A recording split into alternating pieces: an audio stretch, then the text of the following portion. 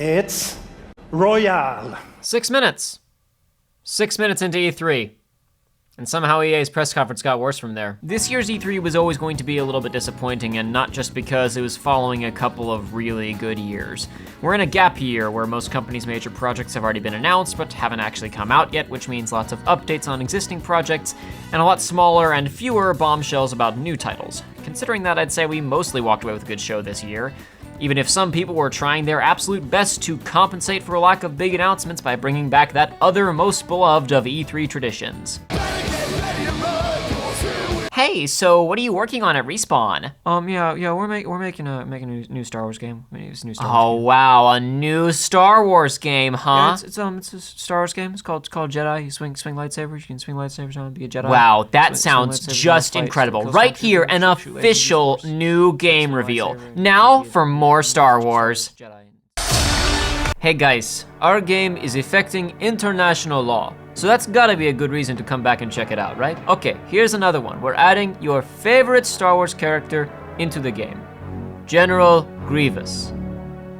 Here's a JPEG. I think the biggest surprise of EA's show, aside from the fact that the FIFA segment somehow became even more insufferable, was that I continue to be completely uninterested in Anthem. It's a co-op game about flying mechs, and yet I can't muster up the energy to care about it for any longer than it takes for the trailers to leave my short-term memory. Bethesda showed up again, going for the Guinness World Record on most pauses for applause during a single press conference. They delivered big time.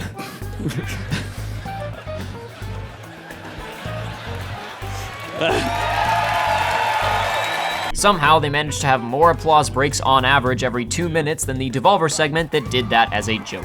They also showed gameplay for Rage 2 and Quake completely misunderstanding our core audience that both went on for way too long before Doom guy showed up and just BAM! Yeah, Doom 2, hell on it! What? You want to see hell on earth? How did you screw that up? Whatever, everybody knows the big boy this year was Bill Gates. I get the feeling that a lot of the games that wound up on Microsoft's stage this year were there specifically because Sony changed their format so much, but even disregarding the total number of games that showed up, Microsoft actually managed to keep it under control this year and put on a mostly no-nonsense, straight-laced presentation. The only cars were digital ones, and they even busted out Skate 4 Session. They had a solid mix of quick trailers and deep dives into the details of certain projects. Yeah! Yeah! It's real! Gears pop! From the Coalition, please welcome. I was with my little cousin who's 10 years old, and I was talking about some game studio, and I was like, yeah, they helped with Gears of War, you know that? He's like, the what? I was like, the Gears of War franchise. He's like, I've never heard of it. Oh no. We had no idea how big this franchise would become. I feel like the only potential system-selling new Xbox One exclusive they busted out this time around was Halo Infinite, but I can't help but think that if people didn't already buy an Xbox One for Halo 5, they probably aren't gonna buy a one for this. I'm sure that at this point Microsoft is devoting most of their time and energy to prepping whatever their next console is, the Xbox 1-2 punch or whatever. Maybe if they can beat Sony to market again like they did with 360 and bust out a solid lineup of exclusives at launch, we could see some resurgence in that area. I honestly kind of figured we wouldn't even be seeing a new Halo game until the launch of their next console for that exact reason. Good show this year, Bill Gates. I'm still not buying your console, and I'm still not drinking your poop. It's a city of dreams, and I'm a big dreamer.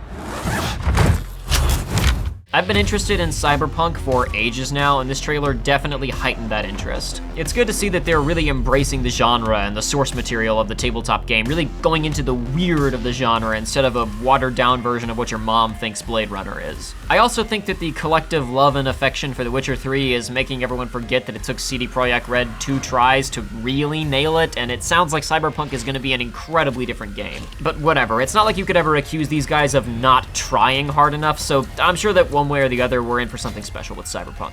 There were so many games that showed up this year that looked neat, but I want to briefly highlight Harold Halibut, which is an adventure game made up entirely of interactable stop-motion photography. This thing showed up for like 2 seconds during Xbox Indies montage, and while I don't think it's going to make quite the same splash that Cuphead did after showing up in the exact same capacity with a similar art style gimmick approach, I do think this game is absolutely deserving of attention, even if this isn't the first time that someone has tried to do something like this. Go check it out, it looks neat. For this is our hour of glory. Amen. Let's move out, Artyom. I don't know why, but of all the shooters that showed up this year, the only one that held my attention for even a second was Metro Exodus. I've never played any of the other Metro games, but everything that I've ever seen about them and everything that I've read about the books and their author just all sounds super interesting to me, so I don't know, something about this footage grabbed me. I'm interested if nothing else. Kingdom Hearts 3 showed up, and I'm not at all surprised by the fact that a bunch of new people are spontaneously interested in this game. The production values are phenomenal, and just from the few trailers that people might have glimpsed here at E3, we see a ton of aesthetic and gameplay variety. Some hardcore fans seem to be a bit perplexed that so many new players are suddenly interested in playing this game without going back and playing the older games. I feel like those fans are forgetting that some people just buy things on the basis of, yeah, that looks neat. And whoever was responsible for editing these trailers also wisely decided that when the theme song was playing, they would just turn off all of the sound effects. Just all of them. They're all gone. Look out! Look out!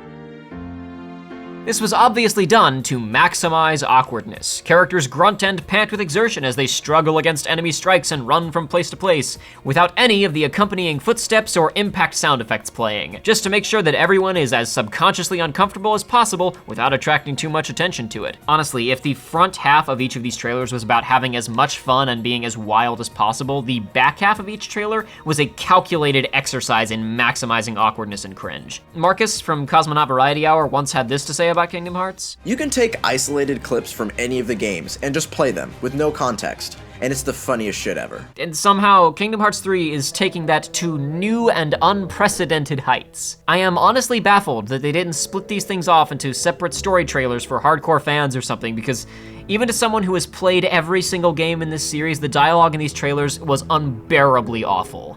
Roxas does exist. His heart's inside my heart. Ansem the Wise would have included Roxas's full data in the construction. What'd you do with Kairi? She's part of the darkness now. She doesn't need the light. You're nobody! Actually, I think that this dialogue might have been even worse for me as someone who's actually familiar with the series. Maybe she's one of the 7 pure lights we need. The new 7 hearts. I want video games! Video games about Spider-Man! Crap.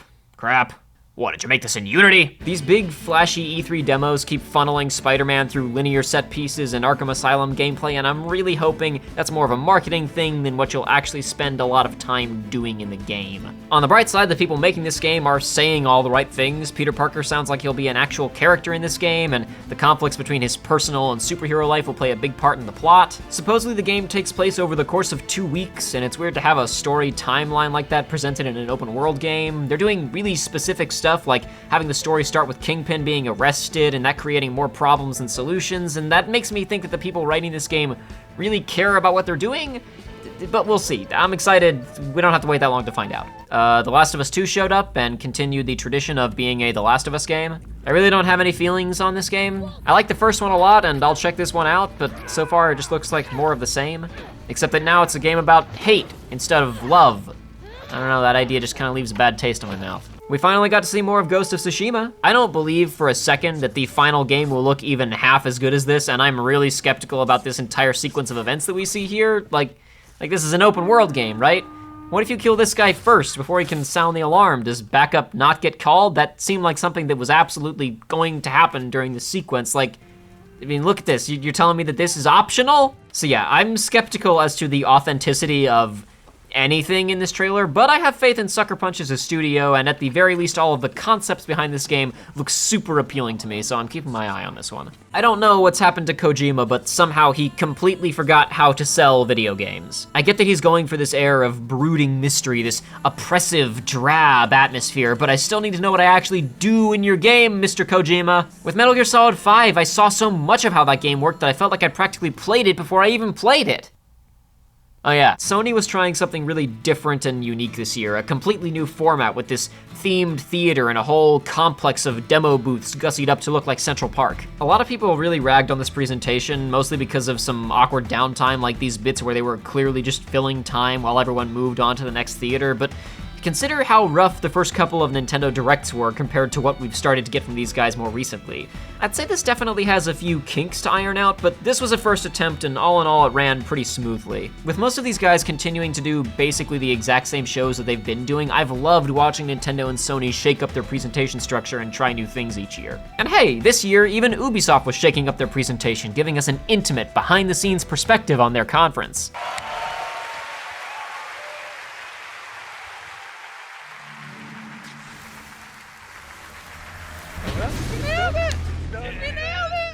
Skull and Bones showed up. It continues to look like a lot of fun. I don't really know how they're gonna keep gameplay variety up over the course of a long game, and I'm skeptical about the open world multiplayer stuff, but whatever, it's probably gonna be fine.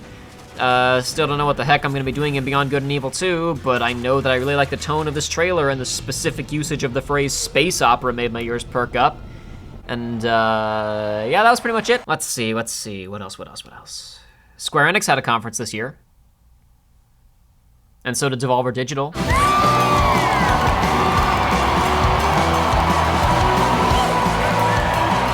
Some of you had some proper shit to say about our press conference last year. It didn't feel like a real video games conference by a real video games publisher what publishes real video games. That it was all some kind of joke. Well, you were super wrong. You simpletons seem to think that we didn't provide enough new games, reveals, first looks, or whatever else you think might have made your dumb little life a little less pointless in that one moment on the internet that one time. We are bringing you those new games, those first looks, those reveals for projects that you never thought possible. Ladies, gentlemen, holy fucking shit. Let's party!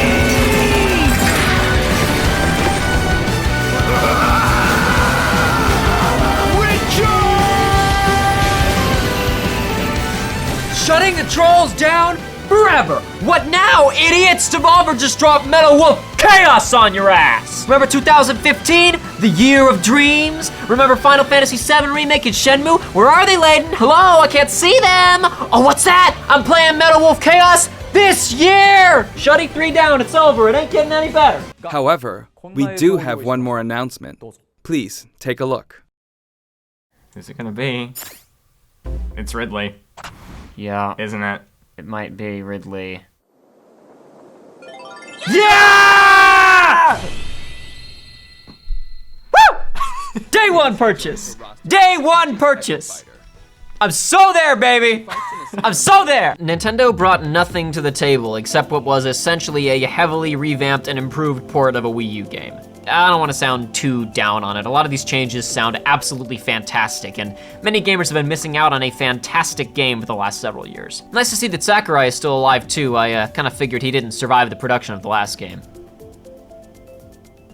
So yeah, I think that was pretty much everything.